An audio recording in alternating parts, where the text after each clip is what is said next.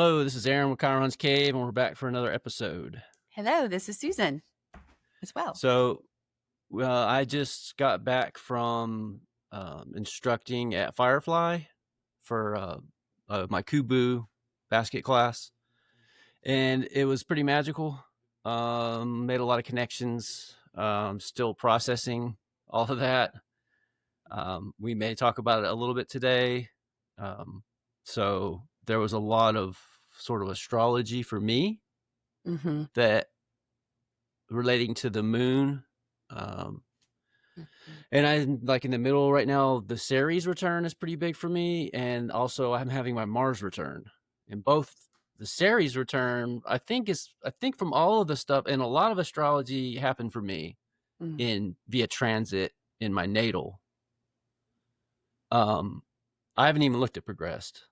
I tend to pay more attention to just natal and transits anyway, for me personally. But the big story I feel like is the Ceres return, because it perfected like pretty much right as I started my first class at Firefly. So what was the date for that again, if you don't mind? That was the 10th of July. So it was Thursday. Right. And so it's the 15th today, correct? 15th. It's the 15th. Today's the 15th. Yes. Yeah. At 12:29 for any astrologers out there who Eastern time. care to know such things. Right. So that Ceres return, and I wasn't aware, because I tend to look at the day of in the morning. I'll get the ephemeris out. I'll look at what's going on for that day. And I do that every day. But I only look ahead really like the first day of the month. That day, I'll look at the whole month just to kind of see like what's big things might pop out at me for that month. But then for the most part, I'll just look at the day when I get up, and that's it. So I think that's pretty much what I did before I went to Firefly. And so I didn't catch a lot of the things that were going to be happening for me astrologically until I got back. And then I got back Sunday. But then yesterday it was like just decompressing. I didn't even, and plus we had another guest. One of our good friends showed up yesterday, who also was at Firefly, but we didn't get much time to spend with her there because we were all so busy. So she showed up Sunday and had a program at the library. Her name's Desiree. She's a naturalist. And so Wendy got the library to hire her for a program. So she came and stayed the night with us Sunday. So then it wasn't until the day that I was able to like look at all the stuff that had happened astrologically. Right. And there was a lot. And the Ceres return was big for me. Yeah. And then the Mars return. And it's like the Ceres return happened. And so this is my 11th house in Aries. Right. 14 degrees Aries is your Ceres, right? And it happened like at like 1600. Well, of course, the exact position, I think I took the position out of Asteroid Goddesses, which is an ephemeris in the back of the book that was like from 1986. And so like I don't know the digital precise like minute where my Ceres is. I would have calculated by hand the speed she was moving at, and then that ephemeris, it just shows every 10 days. So I would have had the motion for Ceres for 10 days and then use that to calculate where Ceres would have been. So it's not exact, but 14 degrees is what I have listed. Right. Yeah. And then so that would have perfected like right at about 1600, so Eastern Standard Time. So about 4:00, and my class started at 3. Yeah. And then the Mars return would have been perfecting right about the time that we were leaving Firefly. So I thought that was interesting because I have Mars in Virgo in the 4th house, and Mars rules Aries, of course. And then I had a bunch of moon stuff going on too, because the moon was full that night, the first night in Capricorn, but then ingressed into Aquarius. So right after Ceres perfected, then the moon, let me see, I have it written down exactly here. The moon, so I said just after the moon goes void of course in Capricorn, Ceres returns, class starts, and Ceres returns, and shortly after, the moon goes VOC, just as the full moon, just as the moon opposes the sun and goes full. So I could Right. be, I might have that off a little bit. Yeah, and I would love to just mention too that the way that you, even if it's retroactive, right? You weren't tracking those maybe ahead of time and trying to be necessarily prophetic, but when you lined it up with real time and what your experience was and that reflective process, that is tracking the transits to the natal chart is such a powerful way of using astrology in our day-to-day life. And the even the if it's not exact, it's still pretty close to precise with being able to follow along with the degrees and knowing when those returns are happening. So I'm just kind of mentioning that for anybody who may not already be tracking like that or journaling about these events, because what you're doing is pretty you know it's a good approach, I think, to understanding our charts and how it plays out in real life. Yeah, I don't know. It's just kind of intuitively how I engaged with astrology pretty Mhm. early on, Mhm. just using my own chart as the, you know, alembic or whatever to Right. figure out what's going on with astrology in general, Right. to Yeah. test it for myself, right? And that's common, right? I mean, most people who get into astrology, it's like, it's so subjective in that way, right? Like in order to prove it to yourself, sort of, Mhm. Mhm. I feel like before you can go and like try to read other people's charts or try to do anything with anybody else, like you have to believe it. You have to know, you have to see. Yeah.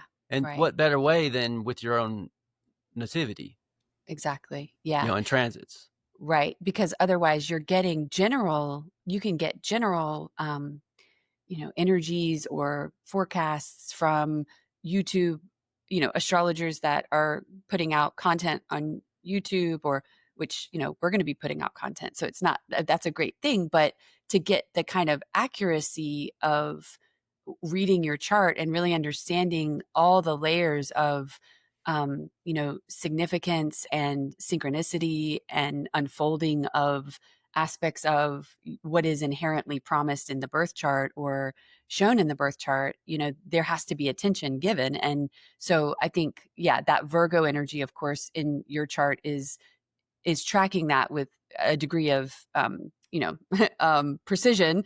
And so you're noticing, maybe after, like, you knew that Ceres, and maybe we should talk a little bit about Ceres if Sure. you want, Yeah. because I think, like you said, it's significant for the experience. And then as an archetype, and an asteroid goddess, it has a lot of significance. Well, yeah. So I look at it. I look at the symbolism for me is Demeter, Uh-huh.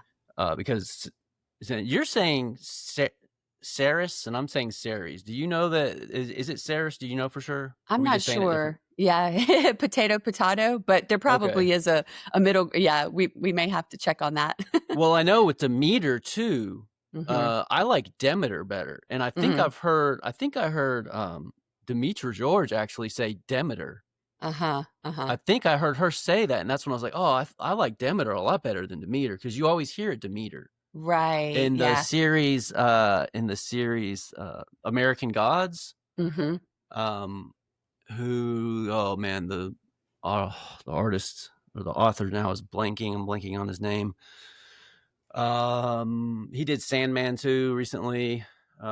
Anyways, in that show they say Demeter, Mhm. Okay. Yeah. which I mean it's Hollywood, so whatever. But Right. anyways, Yeah. I like Demeter Demeter is how I say it as well. Yeah. On that. better than Mhm. Demeter. Yeah. Mhm. Yeah. Anyway, it's the semantics, right?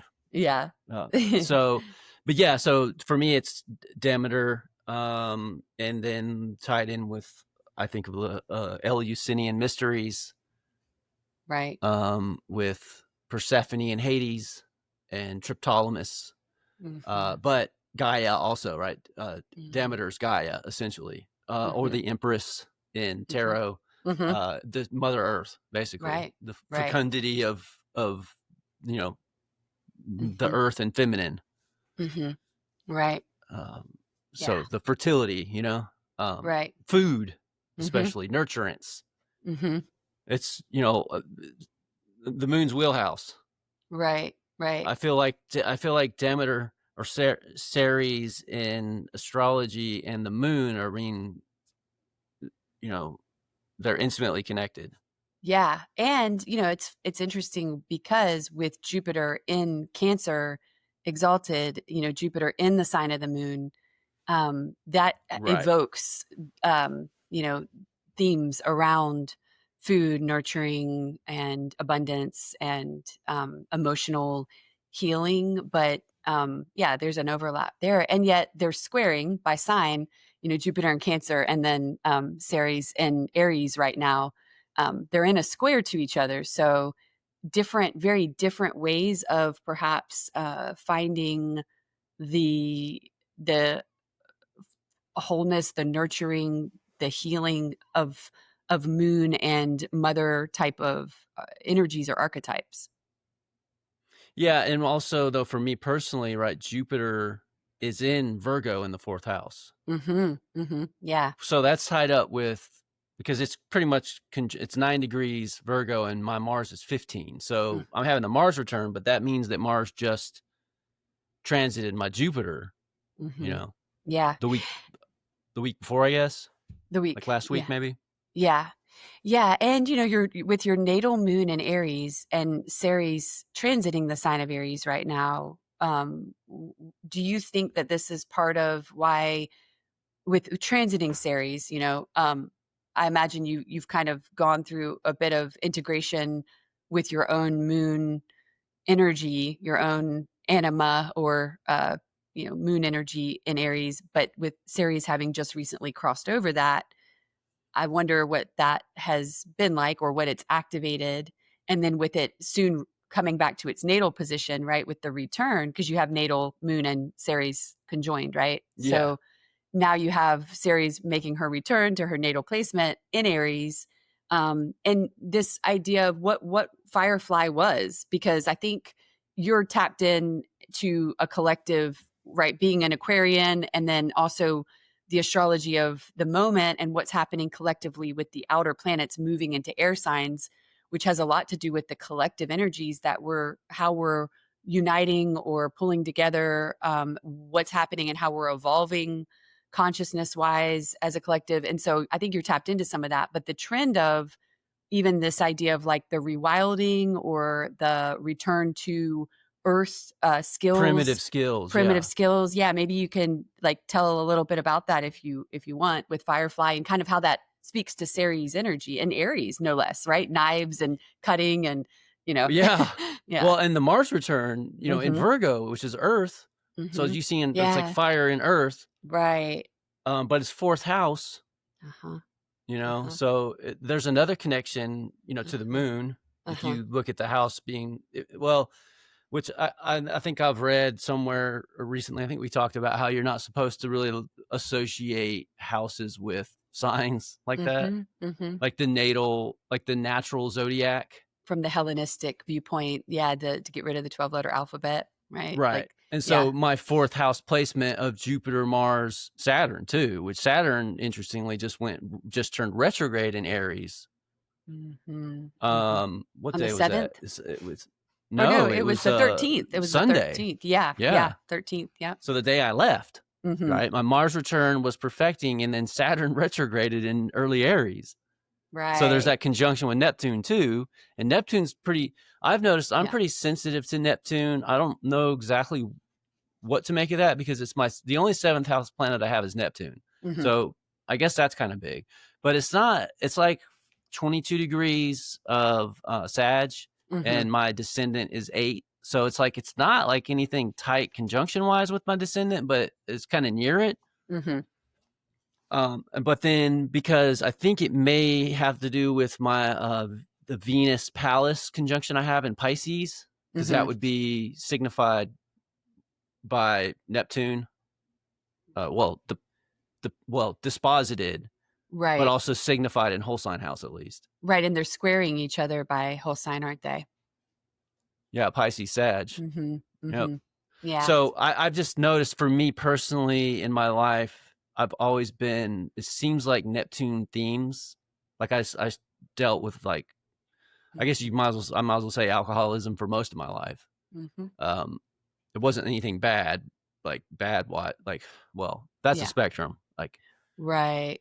It's relative, anyway, right? Yeah. Yeah. yeah, that's maybe a discussion for another time, which I have no problem talking about that, Yeah, because I can here. chime in on that. I think we could have an astrology recovery Yeah. segment. Yeah, for sure. So anyway, but just to kind of pull back a little bit to kind of Hmm. circle back. I mean, I was talking about fourth house, and we're talking about all these moon things that are happening for me, and this is fourth house. So, but that ties in with Jupiter, Mars, Saturn for me because this is a fourth house Virgo stellium. Hmm. But that also ties into this last lunar eclipse that happened with the moon in Virgo and the sun Saturn conjunct in Pisces, Hmm. Hmm. right, with the north node, the transiting north node. Right. Hmm. Yeah. And right there, like right there, really close to the cusp of my 11th house in my 10th house, Hmm. right? Where my moon and Ceres are natally. So that it's like the Aries, Pisces, borderland, and then Virgo, Hmm. right? It seems like for me, it's just been getting all this activity. And I slept out under that lunar eclipse. Yeah, And the nodes are right in there, aren't they? Hmm. yeah, and I kept I slept in the bed of my truck actually that night out on my property on an air mattress and just set my alarm to make sure I was awake for the beginning of the penumbra all the way through to the full eclipse. And so I watched the whole thing. And then after the total eclipse, once it started kind of, passing through totality, then I went to sleep. Right. But under this eclipse. And that night I was like, I had thought, oh, it'd be cool to do it, but then I didn't really, it wasn't until that evening around bedtime, so around 9 o'clock or so, 10 o'clock that night, I was like, you know what, I'm gonna do it. I'm gonna go sleep outside. And I And typically don't sleep outside. this would have been March 14th with the Yes. total lunar eclipse in Virgo at 23 degrees, right? Yeah. And it Okay. was just this alchemical experience for me, but not like obviously while it was happening, I was out there watching it, and the moon was in Virgo. But really, it was in Can.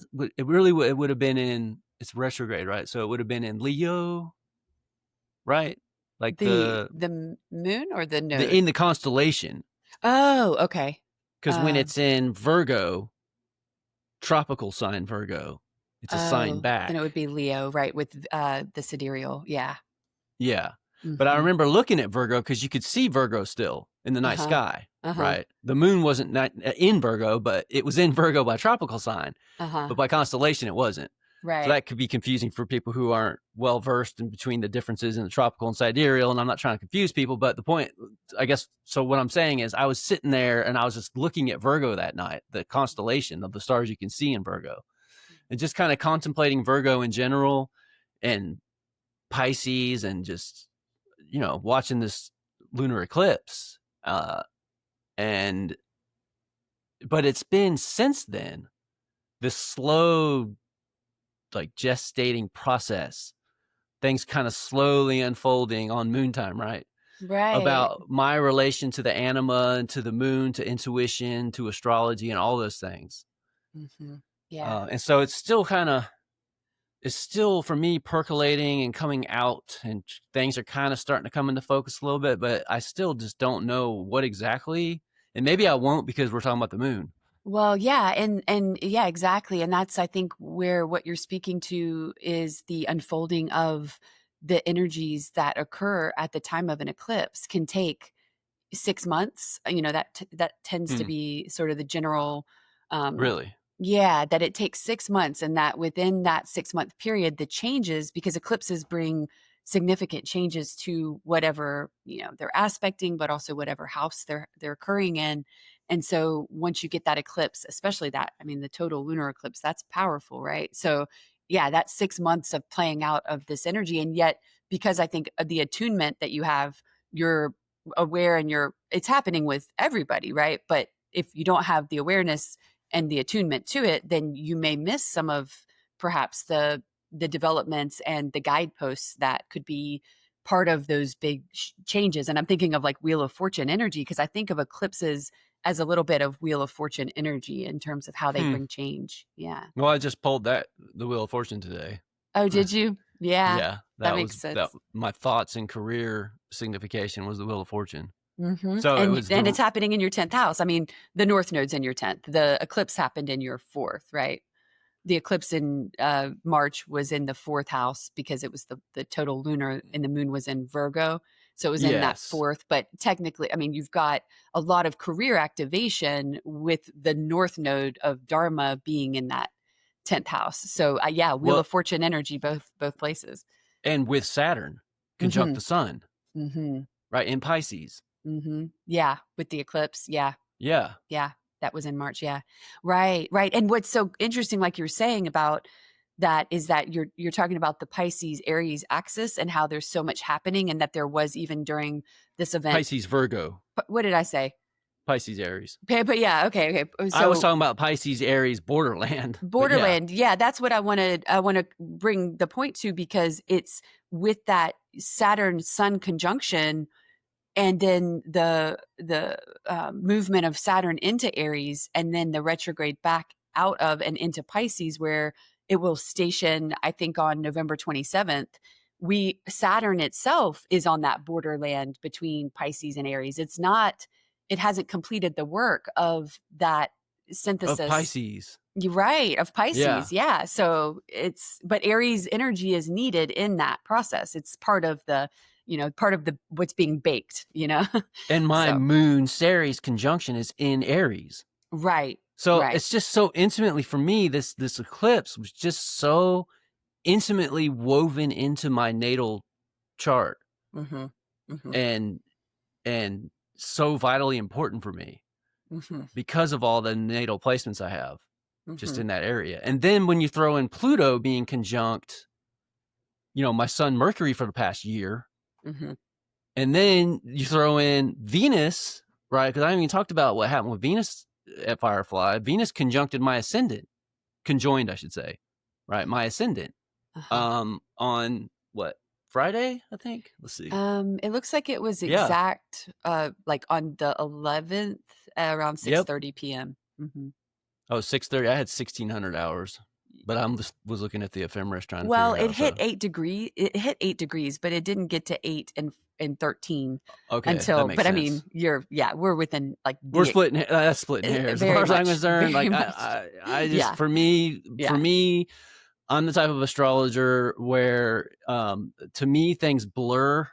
They don't click in astrology. Well, yeah, you can have the exactness, but that's not necessarily when the energy or the development is happening exactly mirroring. Yeah.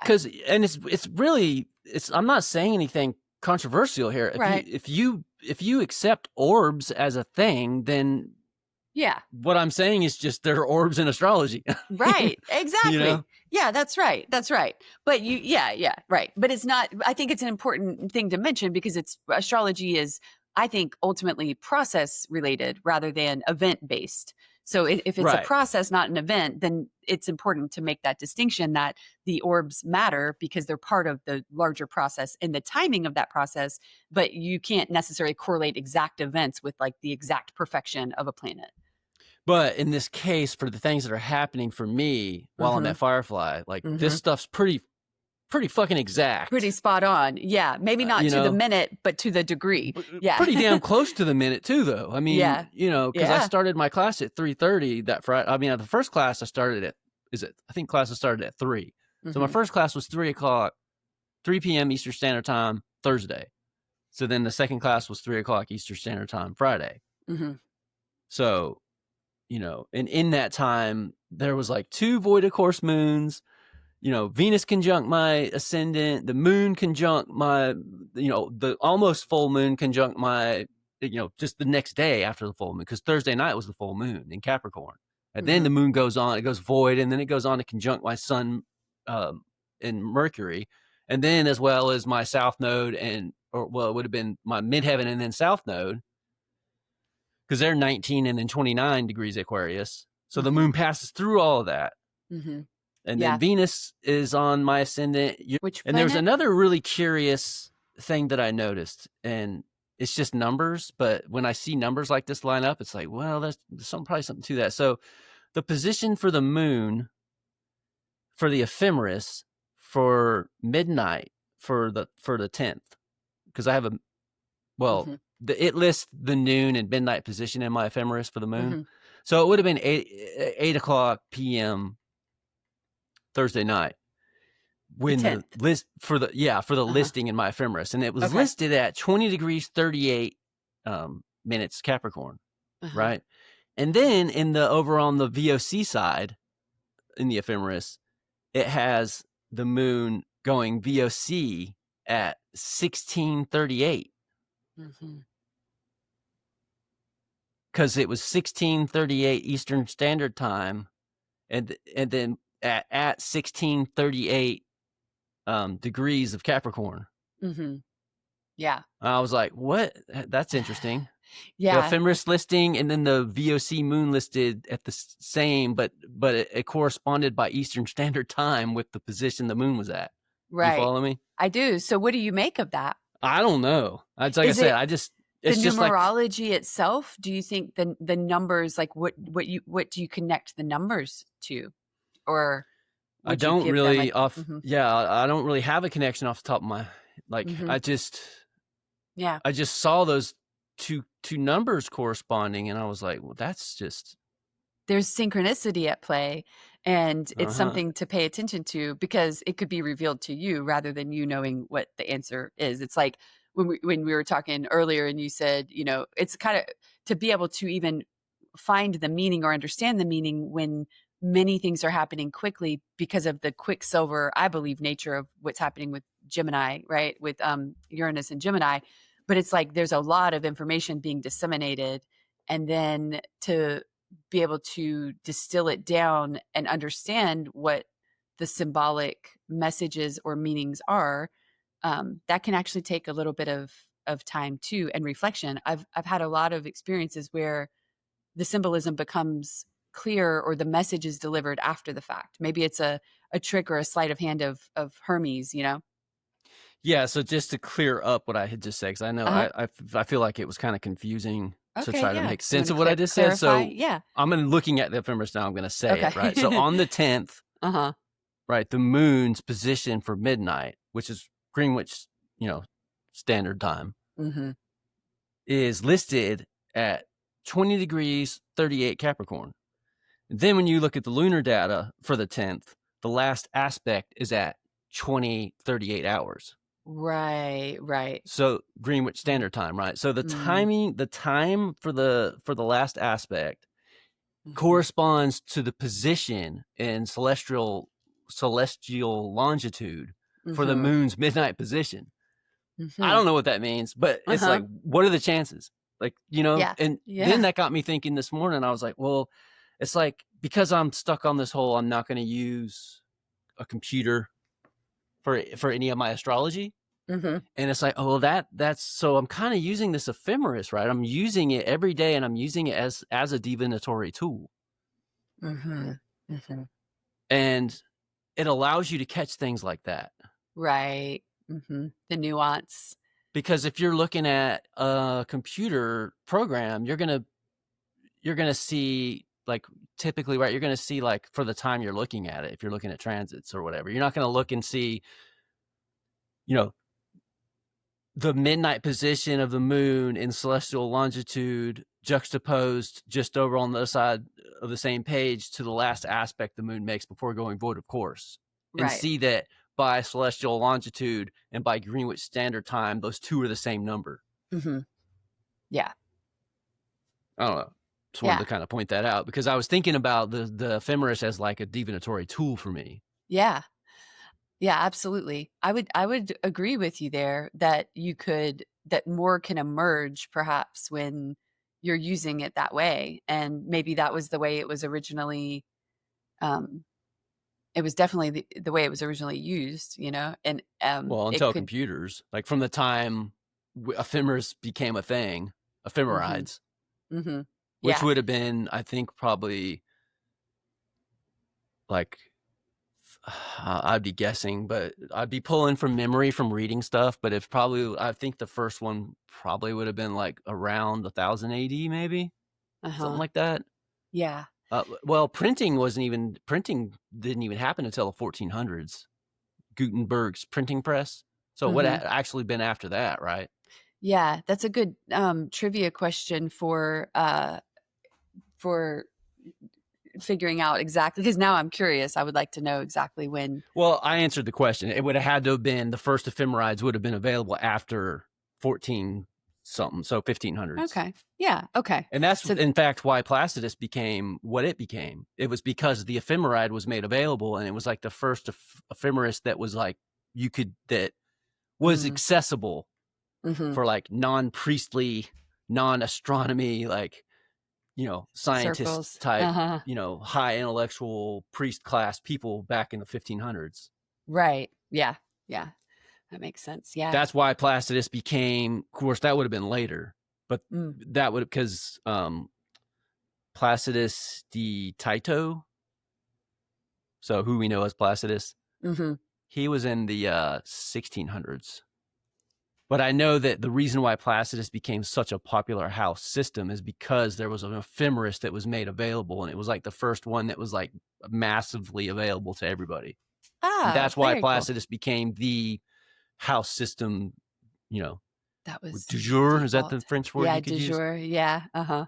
Yeah. So that's interesting. That's an interesting piece of history. I didn't know. So yeah. Yeah, he became popular because he provided that, or his system perhaps. Yeah, Yeah. he kind of became like Ptolemy 2.0, because Mhm. and he was like he also was really using Ptolemy and Ptolemy's work to like really influence and guide what he was doing to Mm. like move the ball further. You know, Uh-huh. he was Yeah. taking Ptolemy and moving that ball further. That was kind of his goal. Wow. Yeah. Yeah.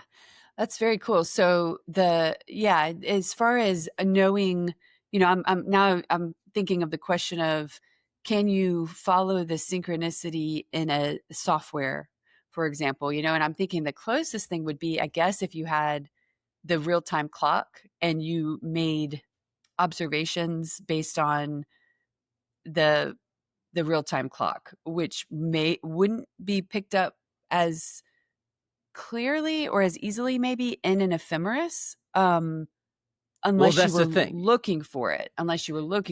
But like, for Yeah. example, Venus and the part of fortune conjoined just like 6 minutes ago in the ninth house. And that's Hmm. the ruler of our electional chart for the day. So it's like, well, that's interesting. What's happening with Venus and the part of fortune coming together in the ninth house while I would we're never see that. right. But it's, yeah. So I don't necessarily, I think it would be really cool to have a discussion on even like, po- you know, pros and cons of software versus, and not that there's one that's good or bad or right or No, wrong. I'm not trying to say I'm better No, than everybody else because I'm doing this shit no, by hand. I just want no, to make that clear to you, just right. even for the two listeners we have. I'm not trying to be better than No, everybody else here. right. And I know you're not like, I Right. don't think it even, I wouldn't, because I don't hear it that way. I wouldn't assume anybody else would either. But I think it is an interesting point of discussion because it's like my curiosity, is, well, what did we lose when we went to software? That would be my question. And what did we potentially gain? And what could we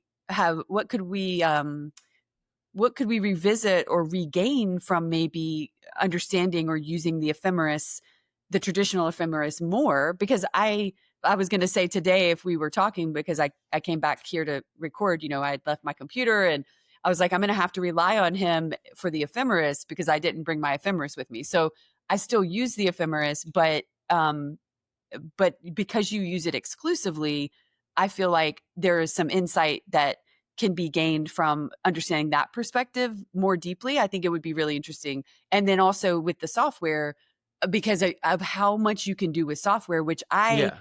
I'm sort of a traditionalist in a way, even though I use software, because I have not explored the capacities of what you can do with the software. So I think there's there's two sides of the pendulum that may be understanding where both can be used, and maybe where some is lost and some is gained on both sides.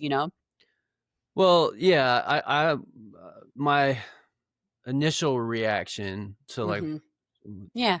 to the question of negative positives with either or is that the ephemeris, the printed ephemeris, is going to be one. It's printed in stone, so to speak. It's printed on paper, but my ephemeris was printed in 1998, I think. No, that's not true.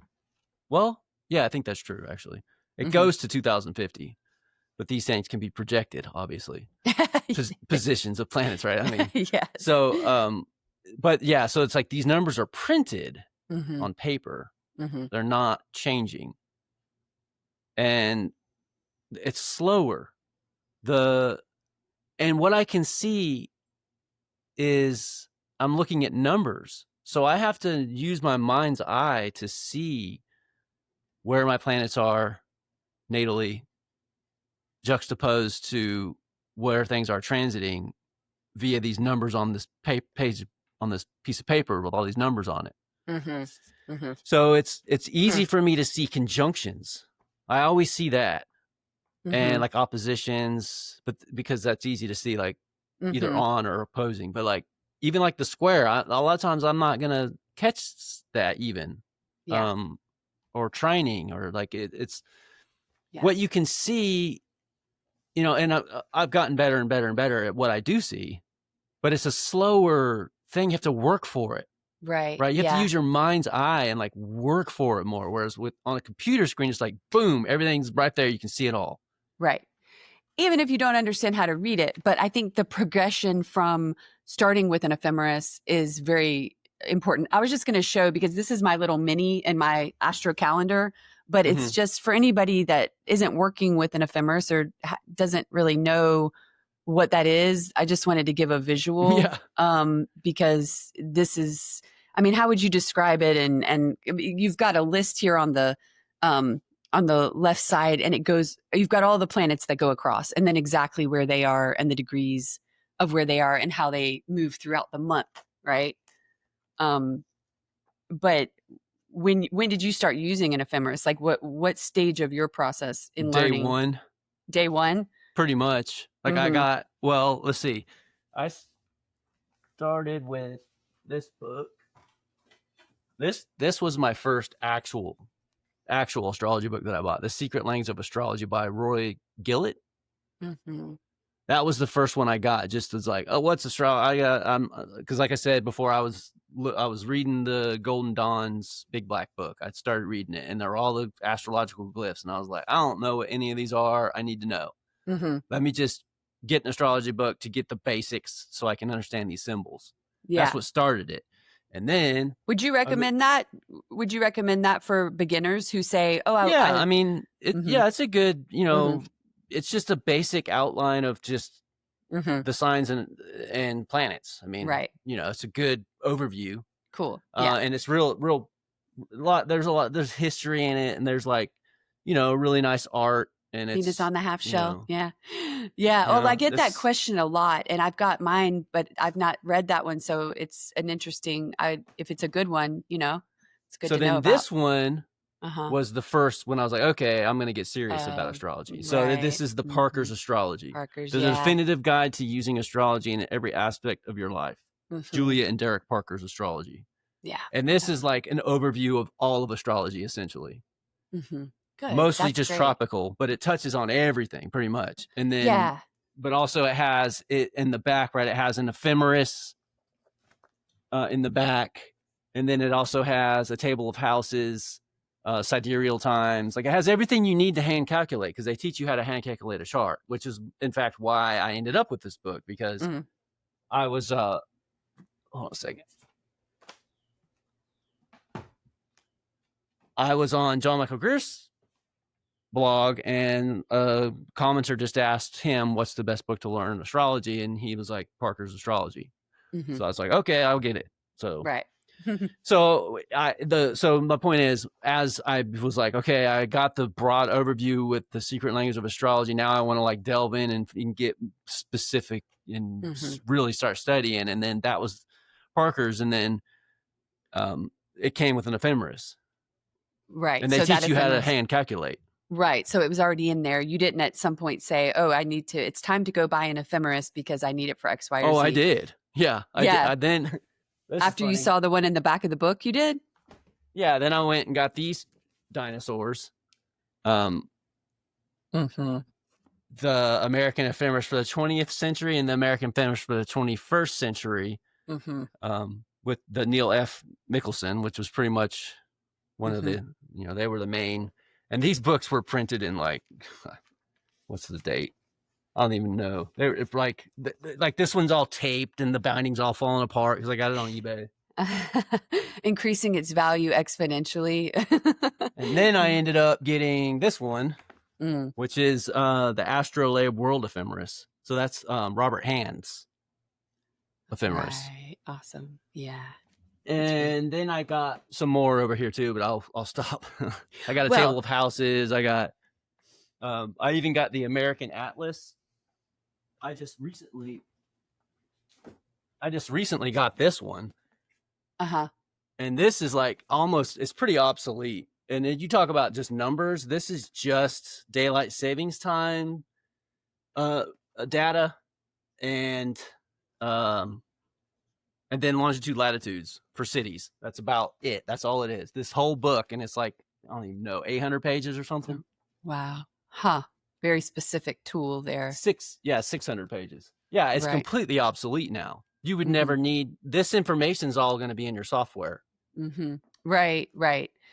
Yeah. And so, that's, all right.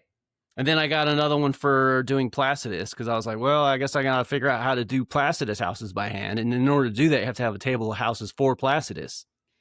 My hope is that you're going to teach this at some point as a course, as a class. It may be a workshop or you've got your teaching material. Then I got my armillary sphere. Right. That's so cool. I had to assemble. I had to glue this together. It came from Germany. Wow. So, yeah, I can totally teach a class with books now. Yeah. But it's interesting because when I learned to draw, and I know we've talked about this, not on Chiron's Cave, but when I started practicing astrology, learning astrology in 1999, 2000, I guess it was like 2000. And I learned how to draw a chart. I looked up the ascendant and I did equal sign houses. And that's how I constructed a chart, because if I knew the ascendant, then, and I knew and I had the ephemeris to find where all the planets were, then I would just draw out the equal houses and then I would stick the planets in the houses, and then I could start interpreting. So I never learned to draw to put the rest of the mathematical and correct, like geometrical aspects into it. And I would love personally to learn how to do that. So I'm not sure if I'm the only astrologer, but I'm guessing not, that, as a cool class you could take. Yeah. But also I think it could be really important because it's, I mean, I learned to draw them by hand too, but not in the same way. But, before software came into play. You didn't go all extra like I did. With a compass. No. and but a straight edge. Right. So to be an official old school astrologer, there's some clout there, and I would like to get that. I would like to get that qualification. Well, and come to find out, they actually did square. That's why Vedic charts are square charts. They're not circular. So I don't know how far back that would go, but based on art that I've seen of like just geometers, I'm guessing it would have been a hand-drawn chart by methods that I'm doing, the circular like wheel chart in the dodecagon with a 12-fold equal 12-fold division as a circle. I would guess would probably be like 1400, something like that. That's some interesting history to go into. And it's another thing that's interesting I just thought of is like with the Vedic or Jyotish. I think that's how you say that. And they're using square charts. Science of light, right? is what the Yeah. mhm. And here I am making the astro mandala or mandala, however you say that word. Uh-huh. And that's an Indian thing, right? And it's The like, mandala, yeah. but I'm doing a circular astrological mandala. Mhm, No, I'm mhm. not doing a square, but a mandala is circular, right? It's Right. not a square thing.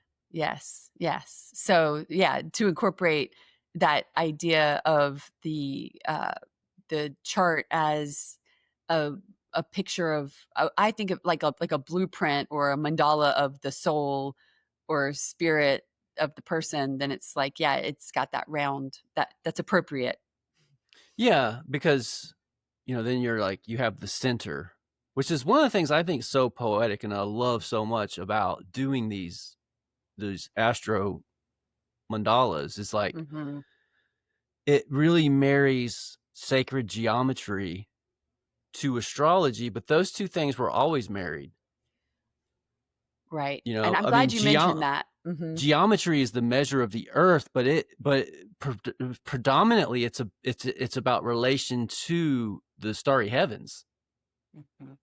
or Earth's relation. And I was thinking to further go down this rabbit hole, I was thinking before this podcast about the number 11 and how we kind of share this relation to the number 11. And I was like, I always kind of thought of it as like a lunar thing, but it's a relation to the moon, but that's with geometry, and that would be the moon would be 3 to Earth's 11 by size proportionally. That's where the Mhm. 11 will be associated with the moon, but it's like only in relation to Earth that Right. 11 is associated with moon.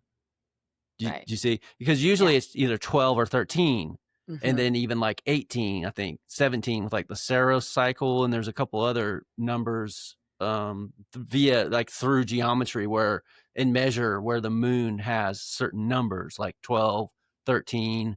17, I believe. I think 18, 19, I think too. Like Right. I'll get into the weeds I can't really talk too intelligently about that, but Yeah. Well, I'm glad it's interesting you mentioned that too, because with tantric numerology, which comes through the Kundalini yoga lineage, yes. and it's shared with other lineages, this connection I'm about to share, but 11 is very much a master number, and it has a deep I guess you could say spiritual connotation or significance to it.